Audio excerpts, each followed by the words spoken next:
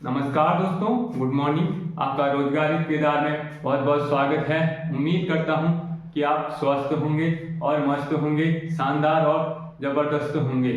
उम्मीद करता हूं कि आपकी पढ़ाई बहुत अच्छी चल रही होगी और आप पुराना रिवीजन कर रहे होंगे। ठीक है, रिवीजन में मेन फोकस दो। ठीक है, रिवीजन में मेन फोकस देना है। तो हम पढ़ रहे थे मौलिक अधिकार के बारे में। ठीक है, जो मौलिक अधिकार के बारे में, कौन सा मौलिक अधिकार पढ़ लिया था हमने पढ़ लिया था 25 से 28 के बीच में। ठीक है, 25 से 28 के बीच में हमने मौलिक अधिकार पढ़ लिया था।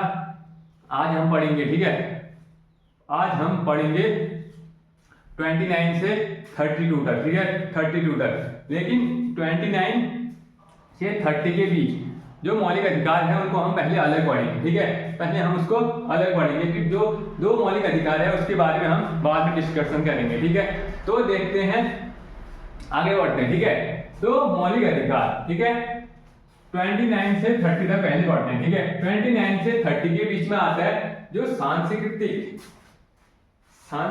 या सांस्कृतिक, ठीक है, सांस्कृतिक शिक्षा का अधिकार। ठीक है, सांस्कृतिक शिक्षा का अधिकार, सांस्कृतिक शिक्षा का अधिकार कितने तक आता है? 30 के बीच आता है। ठीक है, कितने के बीच आता है? 29 से 30 के बीच आता है। ठीक हो गया, 29 से 30 के बीच आता है सांस्कृतिक। हम कोई भी संस्कृति अपना सकते हैं। ठीक है, हम कोई भी संस्कृति, अपनी विचार विमर्श से हम कोई भी संस्कृति, भारत की कोई भी संस्कृति अपना सकते हैं। कुमाऊनी, गढ़वाली, कोई भी, ठीक है, बंगाली, बिहारी, ठीक है, गुजराती, हम कोई भी, पंजाबी, ठीक है, कोई भी संस्कृति अपना सकते हैं, वेशभूषा। ठीक है, तो इसमें 29 क्या कहते हैं? 29 आर्टिकल क्या कहते हैं? इसमें जो अल्पसंख्यक है ना, 29 अनुच्छेद ये कहते हैं कि अल्पसंख्यकों के हितों के लिए संरक्षण के लिए, ठीक है, जो अल्पसंख्यक है ना, अल्पसंख्यक के हितों के संरक्षण के अंदर आता है। जो अल्पसंख्यक मतलब तुम जानते होंगे कि जो कि अल्पसंख्यक माना जाता है, कौन माना जाता है? वह समुदाय जो कुछ मात्रा में बचा होता है। ठीक है, कुछ मात्रा में बचा होता है, उसे अल्पसंख्यक समुदाय कहते हैं। ठीक है, जैसे मुस्लिम हो गया, ठीक है, कुछ ही मात्रा में है। ठीक है, कुछ मात्रा में है। और सिख हो गया, ठीक है, सिख और ईसाई, इसको हम अल्पसंख्यक मात्रा में मानते हैं, अल्पसंख्यक मात्रा में मानते हैं। तो कुछ ही जो थोड़ा सा होता है उसे हम अल्पसंख्यक मानते हैं। ठीक हो गया, इसमें हम कौन कौन से मानते हैं? जो मुस्लिम हो गया, ठीक है, मुस्लिम हो गया, सिख हो गया, ईसाई हो गया, ईसाई धर्म को के लोगों को मानते हैं। इनको कब जोड़ा गया? बौद्ध और पारसी और जैन को 2014 के अंदर अल्पसंख्यक में जोड़ा गया। ठीक है, अल्पसंख्यक में जोड़ा गया। तो पूछेंगे कि इनको अल्पसंख्यक के अंदर कब जोड़ा गया? 2014 के अंदर अल्पसंख्यक के अंदर जोड़ा गया। ठीक है, अल्पसंख्यक के अंदर जोड़ा गया। अब राष्ट्रीय अल्पसंख्यक अधिनियम कब आया? आयोग कब आया? जो राष्ट्रीय अल्पसंख्यक अधिनियम आयोग कब आया था? 1992 में, 1992 में जो आया था। ठीक है, अल्पसंख्यक अधिनियम। तो इसमें होता है कि देश के अंदर बोली जाने वाली भाषा, अब इसमें होता है देश के अंदर जो अल्पसंख्यक है ना, अल्पसंख्यक कुछ ही मात्रा में जो भाषाएं बोली जाती हैं और जाति धर्म, ठीक है, जो कुछ ही मात्रा में। तो जो भारत देश है ना, भारत देश के अंदर जो भाषाएं बोली जाती है, सबसे अधिक कौन सी भाषा बोली जाती है? ठीक है, और उससे कम, ठीक है, सबसे अधिक बोली जाती है हिंदी बोली जाती है। हिंदी लगभग 53 करोड़ लोग बोलते हैं। ठीक है, भारत में लगभग हिंदी कितने लोग बोलते हैं? 53 करोड़ लोग बोलते हैं। ठीक है, अब बंगाली दूसरे नंबर में। ठीक है, बंगाली बोलते हैं हमारे 9.7 करोड़ लोग, 9.7 करोड़ लोग, 9.7 करोड़ लोग क्या बोलते हैं? बंगाली बोलते हैं। ठीक है, बंगाली बोलते हैं। अब तीसरे नंबर आ गया मराठी, जो मराठी 8.3 करोड़ लोग क्या बोलते हैं? मराठी बोलते हैं। ठीक है, मराठी भाषा का प्रयोग करते हैं। अब तेलुगु तेलुगु 8.1, ठीक है 8.1 करोड़ लोग क्या बोलते हैं, तेलुगु बोलते हैं। तमिल बोलते हैं 6.9 करोड़ लोग तमिल बोलते हैं, ठीक है तमिल बोलते हैं। ये प्रमुख जो भाषा बोल रहे हैं, ठीक है। सबसे ज्यादा कौन सी है, सबसे ज्यादा हिंदी है, ठीक है हिंदी का प्रचलन सबसे अधिक है। तो 53 करोड़ लोग, जो भारत में 53 करोड़ लोग क्या बोलते हैं, हिंदी भाषा का प्रयोग करते हैं, ठीक है हिंदी भाषा का प्रयोग करते हैं। हमने क्या पढ़ दिया था, 29 पढ़ दिया। अब 29 के अंदर, 29A के अंदर, ठीक है 1 के अंदर भारत में निवास करने वाले नागरिकों के किसी वर्ग को इसकी अपनी विशिष्ट भाषा, लिपि या संस्कृति, ठीक है संस्कृति या उसके संरक्षण का अधिकार है, ठीक है उसके संरक्षण का अधिकार है। जो भारत के अंदर कोई व्यक्ति क्या कर रहा है, जीवन जी रहा है, ठीक है जीवन जी रहा है, उसकी भाषा हो गया, ठीक है भाषा।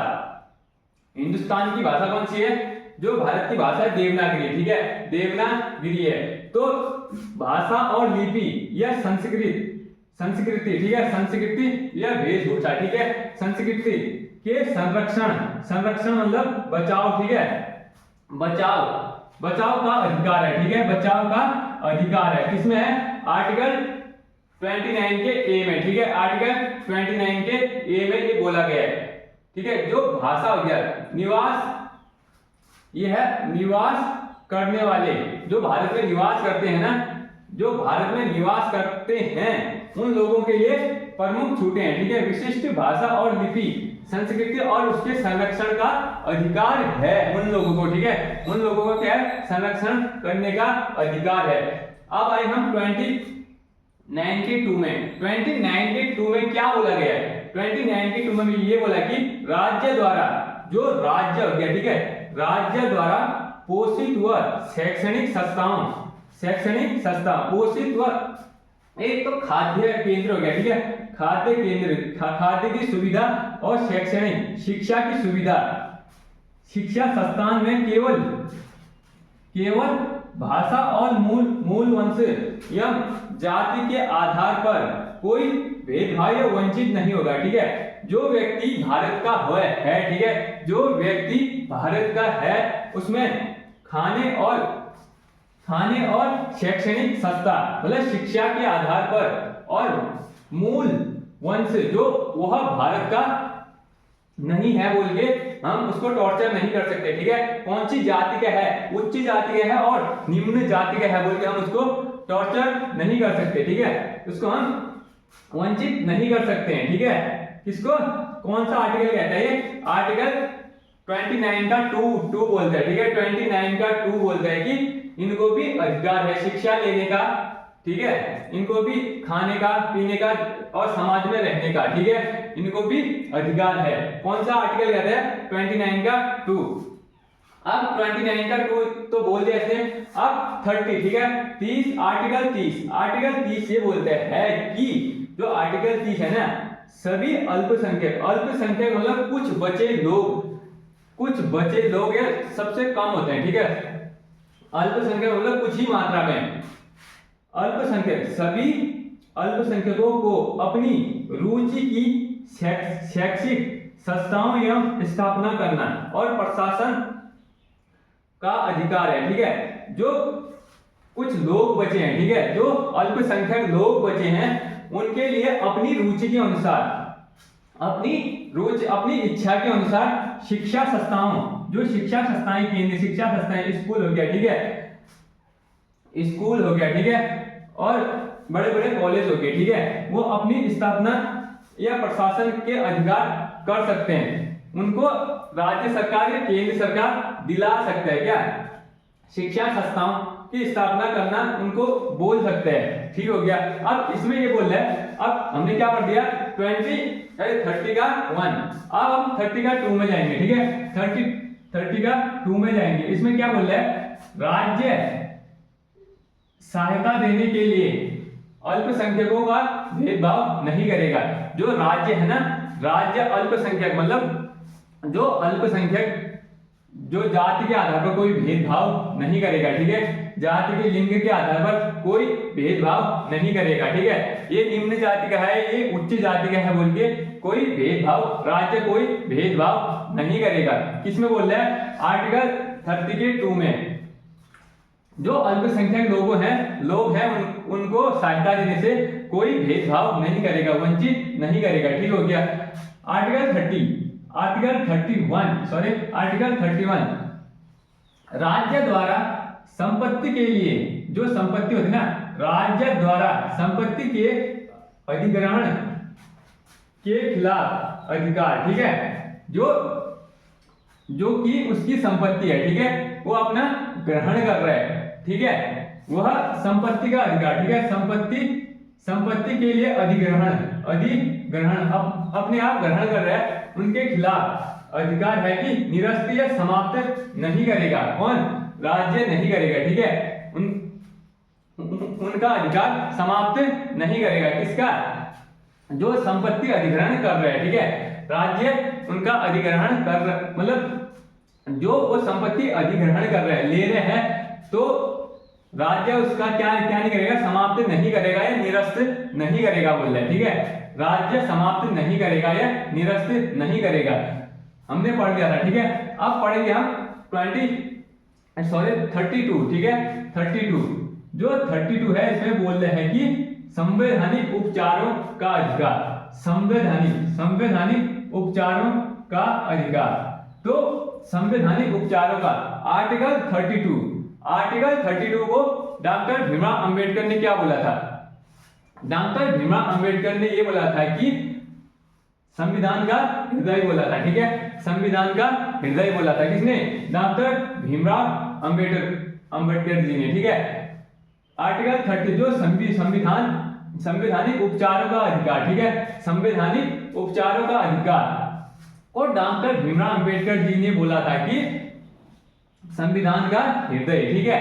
अब इसमें क्या हो रहा है? इसमें प्रमुख देखने वाली बातें क्या क्या हैं, आगे देखते हैं, ठीक है। आर्टिकल 32 का 1 जो फंडामेंटल राइट्स है ना, मौलिक अधिकार है, ठीक है, फंडामेंटल राइट्स मौलिक अधिकार, अतिक्रमण पर सीधा, जो अतिक्रमण होता है ना मौलिक अधिकारों की रोक टोक, ठीक है, अतिक्रमण पर सीधे जो सुप्रीम कोर्ट होता है, ठीक है, सुप्रीम कोर्ट जाने का अधिकार है। जब हमारे मौलिक अधिकार छीन जाते हैं, ठीक है, छीन जाते हैं या वंचित होते हैं, तो हमें सुप्रीम कोर्ट जाने का अधिकार है, ठीक है। फंडामेंटल राइट्स अतिक्रमण होने पर हमें सुप्रीम कोर्ट जाने का अधिकार है। ये कौन से आर्टिकल में बोलते हैं? ये आर्टिकल बोलते हैं 32 के 1 में बोलता है, ठीक है, 32 के 1 में बोलते हैं कि जब कोई व्यक्ति के मौलिक अधिकार पूर्ण रूप से या आंशिक रूप से छीन जाते हैं, ठीक है, वह सुप्रीम कोर्ट जा सकते हैं, ठीक है, सुप्रीम कोर्ट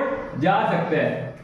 आर्टिकल 32 का 2, ठीक है, 32 के 2 में जो ये बोला है कि सुप्रीम कोर्ट को फंडामेंटल राइट से, ठीक है, मौलिक अधिकार के लिए रिट जारी करने की शक्ति होती है, रिट जारी करने की शक्ति होती है। जो सुप्रीम कोर्ट होता है जो हमारे मौलिक अधिकारों के लिए रिट जारी करता है, ठीक है, रिट जारी करता है, ये किस आधार पर चलेंगे, ठीक है, एक रिट जारी करते हैं। अब ये होता है कि सेंटर में तो, ठीक है, सेंटर में तो सुप्रीम कोर्ट होगी, ठीक है, सुप्रीम कोर्ट तो आर्टिकल 32 से रिट पेश करता है, और जो स्टेट में होगी, स्टेट में हाई कोर्ट होता है, ठीक है, हाई कोर्ट होता है। तो सुप्रीम कोर्ट और हाई कोर्ट, ठीक है, सुप्रीम कोर्ट और हाई कोर्ट किसके 226 से रिट जारी करता है, तो राज्य में करता है 226 से, ठीक है, 226 से। हाई कोर्ट जो सुप्रीम कोर्ट है ना, सुप्रीम कोर्ट होता है आर्टिकल 32 से पेश करता है, ठीक है, रिट पेश करता है। रिट पेश करने पर क्या क्या होता है? रिट पेश करने पर एक विधेयक तैयार होता है। विधेयक तैयार होने पर जब वो राष्ट्रपति पास करता है तो उसके बाद क्या हो जाता है? वह एक अधिनियम बन जाता है, ठीक है, वह एक अधिनियम बन जाता है, वह एक अधिनियम बन जाता है, ठीक हो गया।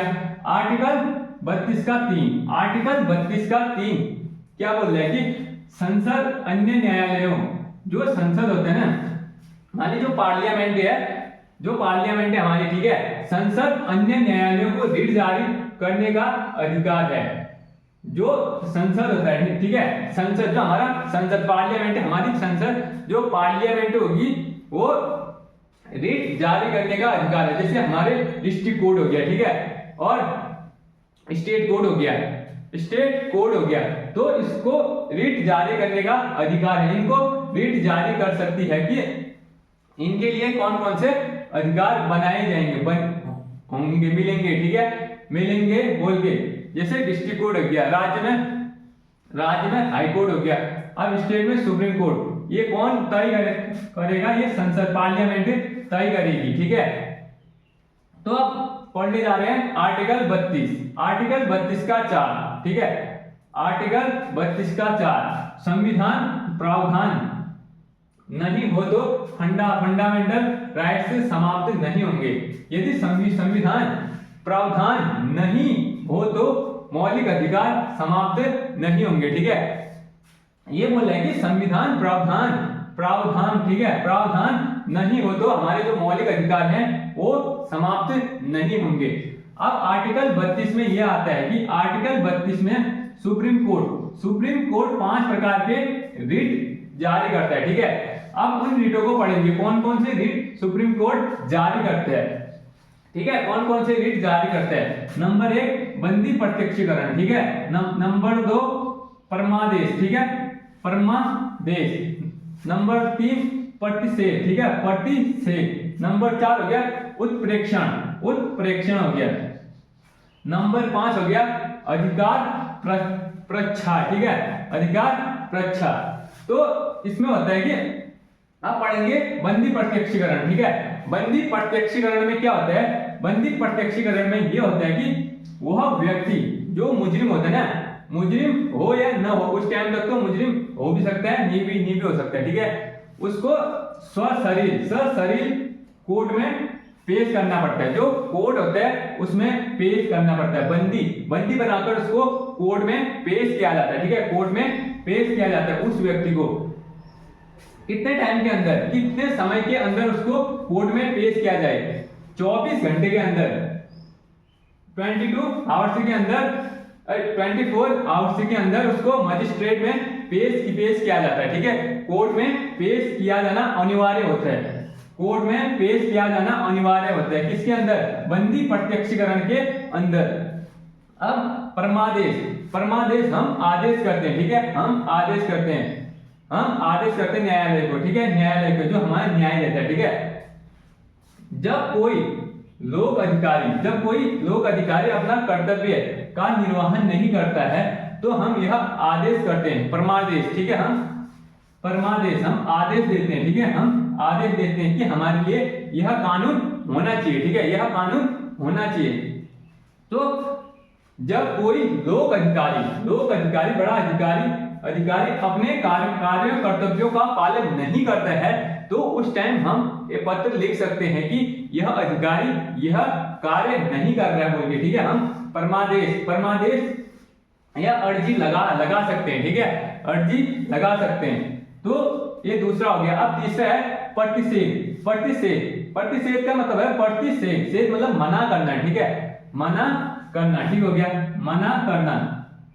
जो निचली अदालतें है ना हमारी, जो निचली अदालतों की कार्यवाही को रोकना, ठीक है, निचली अदालतों की कार्यवाही को रोकना, निचली अदालतों की कार्यवाही को रोकना, ठीक है, रोकना। न्याय क्षेत्र से बाहर काम न करे। जब कोई न्यायालय, ठीक है, न्यायालय निचली अदालतें होती है, ठीक है, निचली अदालतें न्याय क्षेत्र से बाहर कोई काम करती है तो उसको रोकने का अधिकार भी है, ठीक है, उसको रोकने का अधिकार है। प्रतिषेध मना कर सकता है, ठीक है, प्रतिषेध मना कर सकते हैं, ठीक हो गया।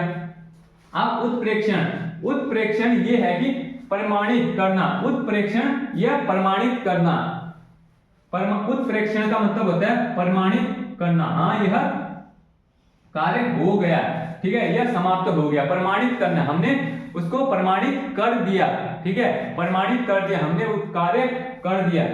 जब निर्णय हो चुका हो, जब निर्णय हो चुका हो तो इसको समाप्त करना है, ठीक है, इसको समाप्त करना है। किसके अंदर आता है?